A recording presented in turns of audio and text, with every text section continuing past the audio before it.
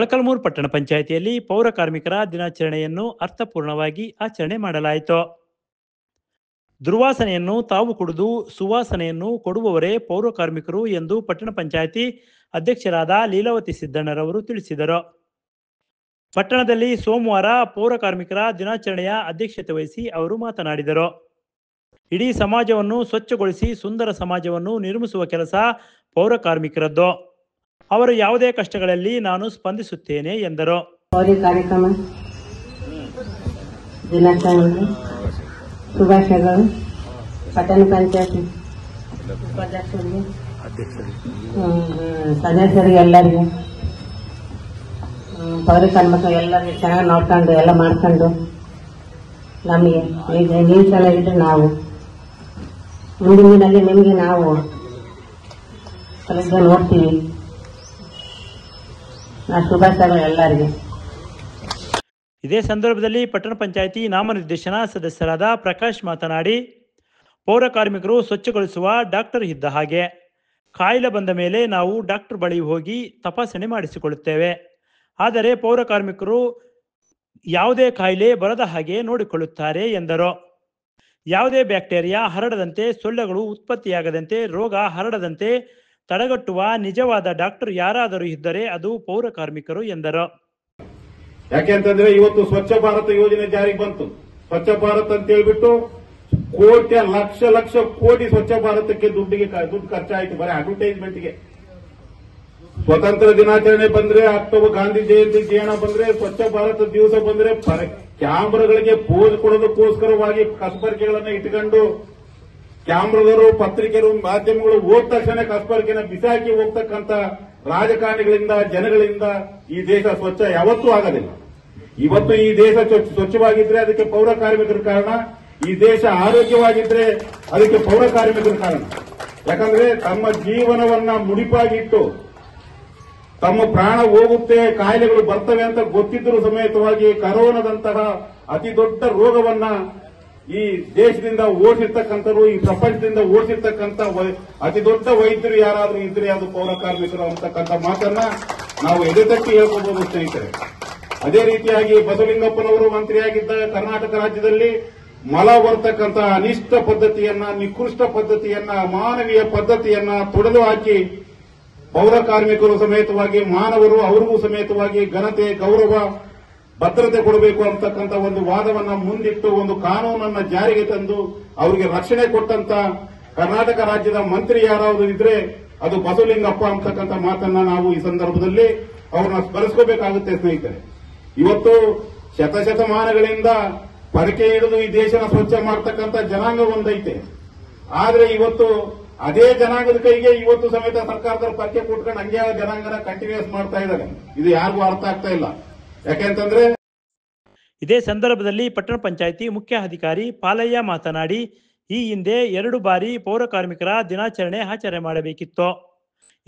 ಇತ್ತೀಚಿನ ದಿನಗಳಲ್ಲಿ ಸರ್ಕಾರ ಆದೇಶ ಹೊರಡಿಸಿದ್ದು ಸೆಪ್ಟೆಂಬರ್ 23ರಂದು ಪೌರ ಕಾರ್ಮಿಕರ ದಿನಾಚರಣೆಯನ್ನು ಆಚರಣೆ ಮಾಡಬೇಕು ಎಂದು ಹೇಳಿದ್ದರು.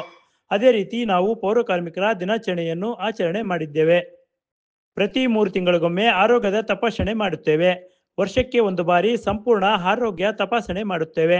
ಸರ್ಕಾರದ ವತಿಯಿಂದ ಗೃಹ ಭಾಗ್ಯ ಯೋಜನೆ, ಇನ್ನು ಅನೇಕ ಯೋಜನೆಗಳನ್ನು ಸದುಪಯೋಗ ಪಡೆದುಕೊಂಡು ಸ್ವಸ್ಥ ಸಮಾಜ ನಿರ್ಮಾಣ ಮಾಡಬೇಕು ಎಂದು ಪೌರ ಕಾರ್ಮಿಕರಿಗೆ ತಿಳಿಸಿದರು.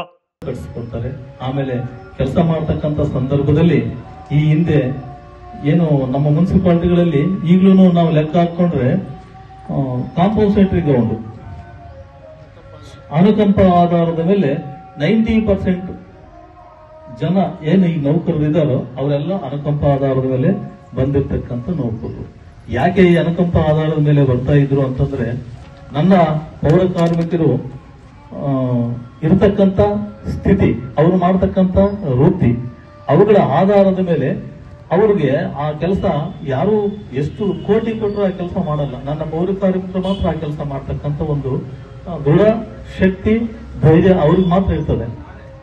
ಅವ್ರು ಆ ಕೆಲಸ ಮಾಡ್ತಾ ಮಾಡ್ತಾ ಮಾಡ್ತಾ ಒಂದು ವ್ಯವಸ್ಥೆಗೆ ಅಡಿಕ್ಟ್ ಆಗ್ಬಿಡ್ತಾರೆ.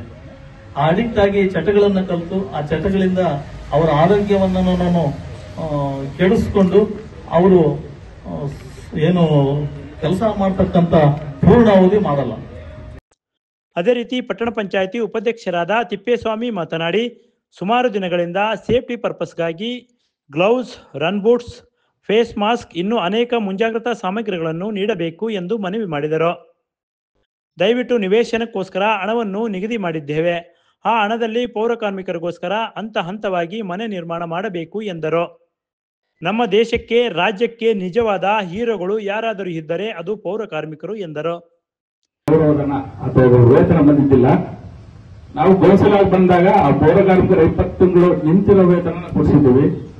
ಅದೇ ರೀತಿಯಾಗಿ ಈಗ 15 ತಿಂಗಳಿಂದ ಪೌರ ಕಾರ್ಮಿಕರಿಗೆ ಸೂಕ್ತವಾದ ಸೇಫ್ಟಿ ಪ್ರಿಕಾಷನ್ಸ್ ಏನ್ ಬೇಕೋ ಅಂತೂ ಸರಿಯಾಗಿ ಸಿಗ್ತಾ ಇಲ್ಲ. ಮುಖ್ಯಾಧಿಕಾರಿಗಳೇ, ಅವ್ರಿಗೆ ಹ್ಯಾಂಡ್ ಗ್ಲೌಸ್ ಬೇಕು, ಗಮ್ ಬೂಟ್ಸು, ಮಾಸ್ಕ್ ಮತ್ತೆ ಫೇಸ್ ಮಾಸ್ಕ್ ಸರಿಯಾದ ರೀತಿಯಲ್ಲಿ ವಿತರಣೆ ಆಗ್ತಿಲ್ಲ, ಅವನ್ನ ಆಗ್ಬೇಕು. ತದನಂತರ ಈ ನಗರೋತ್ಥಾನ 4ರಲ್ಲಿ ಸುಮಾರು 10 ಜನ ಪೌರ ಕಾರ್ಮಿಕರಿಗೆ ನಿವೇಶನ ತಗೊಳ್ಳಿಕ್ಕೆ ಸಹಾಯಧನ ಅಂತ 2.5 ಲಕ್ಷ ರೂಪಾಯಿ ನಿಗದಿಪಡಿಸಿದ್ವಿ. ಈ ಹಿಂದೆ ಟಿ ರವಿಕುಮಾರ್ ಅವರು ಅಧ್ಯಕ್ಷ ಆಗಿದ್ದಾಗ ರಾಮು ಸರ್ ಮಂತ್ರಿ ಆಗಿದ್ರು. ಆ ಸಂದರ್ಭದಲ್ಲಿ ಅದನ್ನು 13ನೇ ಮಾಡಿ ಅನುಮತಿ ಆಗಿರೋದು. ಅವ್ರಿಗೆ ನೀಡುವ ಸಂದರ್ಭದಲ್ಲಿ ಕೆಲವೊಬ್ಬರು ಇಲ್ಲಿ ಈಗಿನ ಶಾಸಕರಿಗೆ ಯಾಮಾರಿಸಿ ಪೌರ ಕಾರ್ಮಿಕ ಹಣ ಅಂದ್ರೆ ಅವರು ಡೈವರ್ಟ್ ಮಾಡಕ್ ನೋಡ್ತಿದ್ದಿಲ್ಲ, ಅದನ್ನ ಕ್ಯಾನ್ಸಲೇಷನ್ ಪ್ರಯತ್ನ ಪಟ್ಟಿದ್ದಾರೆ. ದಯವಿಟ್ಟು ಮುಖ್ಯಾಧಿಕಾರಿಗಳು ಪೌರ ಕಾರ್ಮಿಕರ ಬಗ್ಗೆ ಆಸಕ್ತಿ ವಹಿಸಿ ಆ ಹಣನ ಸುಮಾರು 25 ಲಕ್ಷ ಹಣ ಆ ಪೌರ ಕಾರ್ಮಿಕರಿಗೆ ಕೊಡಿಸ್ಬೇಕಂತ ನಾನು ಕೇಳ್ಕೊಳ್ತಿದ್ದೀನಿ. ತದನಂತರ ಇನ್ನೊಂದು 2-3 ತಿಂಗಳೊಳಗೆ ನಿಮ್ಗೆ ಏನ್ ಬೇಕು, ಈಗ ನಿಮ್ಮ ಅವಶ್ಯಕತೆ, ನಿಮ್ಗೆ ಯೂನಿಫಾರ್ಮ್ ಇಲ್ಲ, rubber gum boots, hand gloves, mask ಮತ್ತೆ ಚಳಿ ಮಳೆಯಲ್ಲಿ ಕೆಲಸ ಮಾಡ್ತಾರೆ ಸರ್. ಇದುವರೆಗೂ ಪಟ್ಟಣ ಪಂಚಾಯತ್ ಇತಿಹಾಸದಲ್ಲಿ ಯಾರು ರೈನ್ ಕೋಟ್ ಜರ್ಕಿನ್ ತಂದುಕೊಟ್ಟಿಲ್ಲ ಸರ್. ರೈನ್ ಕೋಟ್ಸ್ ಇನ್ನೊಂದು 3-4 ತಿಂಗಳಲ್ಲಿ ಅವ್ರು ಕೊಡಿಸಬೇಕು. ಅವರು ಆರೋಗ್ಯವಾಗಿದ್ರೆ ನಮ್ಮ ಪಟ್ಟಣ ಸ್ವಚ್ಛತೆ ಆಗಿರುತ್ತದೆ, ನಮ್ಮ ಸೇವೆಯನ್ನು ಎಲ್ಲರೂ ಜನರು ಸಿಕ್ಕಂಗಾಗುತ್ತೆ ಅಂತ ಹೇಳ್ತಾ. ಇದೇ ಸಂದರ್ಭದಲ್ಲಿ ಪಟ್ಟಣ ಪಂಚಾಯಿತಿ ಮಾಜಿ ಅಧ್ಯಕ್ಷರಾದ ಲಕ್ಷ್ಮಣ್, ಟಿ ರವಿಕುಮಾರ್, ರೂಪಾ ವಿನಯ್ ಕುಮಾರ್, ಹುಬೇದುಲ್ಲಾ, ಅಬ್ದುಲ್ಲಾ ಪೌರ ಕಾರ್ಮಿಕರ ದಿನಾಚರಣೆಯ ಮಹತ್ವವನ್ನು ತಿಳಿಸಿದರು.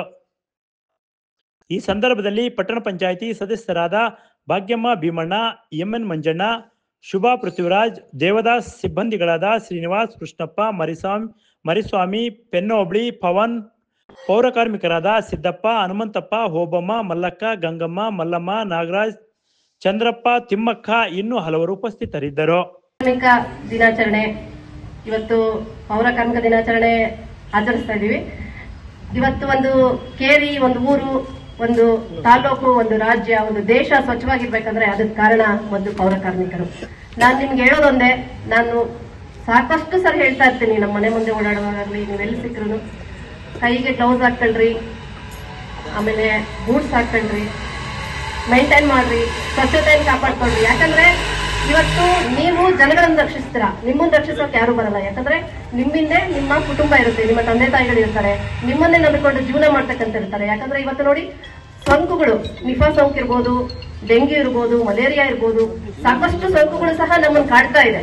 ಇಂಥದ್ರಲ್ಲಿ ನಿಮ್ಮನ್ನೇ ನಂಬಿಕೊಂಡು ಬದುಕ್ತಕ್ಕಂತ ನಿಮ್ಮ ತಂದೆ ತಾಯಿಗಳು ಇರ್ತಾರೆ, ನಿಮ್ಮ ಮಕ್ಕಳು ಇರ್ತಾರೆ. ಹಂಗಾಗಿ ನೀವು ಸಹ ಸ್ವಚ್ಛತೆಯಿಂದಿರ್ಬೇಕು. ನಿಮ್ಮ ಆರೋಗ್ಯನ ನೀವು ಕಾಪಾಡ್ಕೊಳ್ರಿ. ಪೌರ ಕಾರ್ಮಿಕರಿಗೆ ಬಹಳ ಗೌರವ ಕೊಡಬೇಕು. ಬಹಳ ನಮ್ಮನ್ನೆಲ್ಲ ಅಚ್ಚುಕಟ್ಟಾಗಿ ನಾವು ನೋಡ್ಕೊಳ್ಬೇಕು, ನಮ್ಮ ಕರ್ತವ್ಯ. ಪೌರ ಕಾರ್ಮಿಕರ ಪರವಾಗಿ ನನ್ನೊಂದು ಅನಿಸಿಕೆ, ಅಧ್ಯಕ್ಷರಲ್ಲಿ, ಉಪಾಧ್ಯಕ್ಷರಲ್ಲಿ ಮತ್ತೆ ಮುಖ್ಯಾಧಿಕಾರಿಗಳಲ್ಲಿ ಏನಪ್ಪಾ ಅಂದ್ರೆ, ಅವ್ರಿಗೆ ಸಾಕಷ್ಟು ವೇತನ ಅಂತೂ ಬಹಳ ಕಮ್ಮಿ ಇದೆ. ನಾವು ನೋಡ್ತಾ ಇದ್ವಿ, ನಿಮಗೂ ಎಲ್ಲ ಗೊತ್ತಿದೆ. 20,000 ರೂಪಾಯಿ ಏನೋ ಬರುತ್ತೆ, ಅದ್ರಲ್ಲಿ ಅದು ಏನು ಕೆಲಸಕ್ಕೂ ಬರಲ್ಲ ಅವರಿಗೆ ನಿವೇಶನ ಇಲ್ಲ, ಮನೆಗಳಿಲ್ಲ. ಬಹಳ ದಿನದಿಂದ ಬಹಳ ಬೇಡಿಕೆ ಇಟ್ಟಿದ್ದಾರೆ. ಅದೊಂದು ಸ್ವಲ್ಪ ನೀವು ಈ ಸಾರಿ ಬಗೆಹರಿಸ್ಕೊಳ್ಬೇಕಂತೇಳಿ ನಿಮ್ಮಲ್ಲಿ ಬೇಡ್ಕೊಳ್ತೀವಿ. ಅವ್ರಿಗೆ ಜಾಗ ಇಲ್ಲ, ಏನು ಎತ್ತ ಅನ್ನೋದಕ್ಕೆ ನನಗೆ ಗೊತ್ತಿದ್ದು ಒಂದು ಸ್ವಲ್ಪ ಜಾಗ ಇದೆ. ನಮ್ಮ ಪಟ್ಟಣ ಪಂಚಾಯತಿ ಕ್ವಾರ್ಟರ್ಸ್ಗಳು ಕಟ್ಟಿದ್ದಾರೆ, ಅಲ್ಲಿ ಸ್ವಲ್ಪ ಜಾಗ ಇದೆ.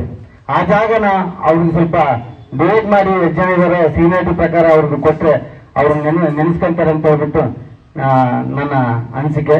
ಇಷ್ಟು ಹೇಳಲು ಅದೇ ರೀತಿ ಉಪಾಧ್ಯಕ್ಷರಾದಂತಹ ತಿಪ್ಪೇಸ್ವಾಮಿಯವರೇ ಹಾಗೂ ನನ್ನ ಎಲ್ಲ ಗೌರವಾನ್ವಿತ ಸದಸ್ಯ ಬಂಧುಗಳೇ ಹಾಗೂ ಮಾಧ್ಯಮ ಮಿತ್ರರೇ ಹಾಗೂ ನನ್ನ ನೆಚ್ಚಿನ ಪೌರ ಕಾರ್ಮಿಕ ಬಂಧುಗಳೇ, ಈ ದಿನ ಒಂದು ಪೌರ ಕಾರ್ಮಿಕರ ದಿನಾಚರಣೆಯ ಶುಭಾಶಯಗಳನ್ನು ಎಲ್ಲರಿಗೂ ತಿಳಿಸಿ bureau report PM Gangadhar, Bharat Vaibhav News, Morakalbur. Thanks for watching. Read, discuss and debate with editor Dr. Yan Prashant Rao. Wanted reporters in print, digital and visual media for Bharat Vaibhav Daily Newspaper, BV News 5 Channel and BV Fast Web News from all the talukas of Karnataka, Goa and Maharashtra. If interested, send your resume to 9019229369.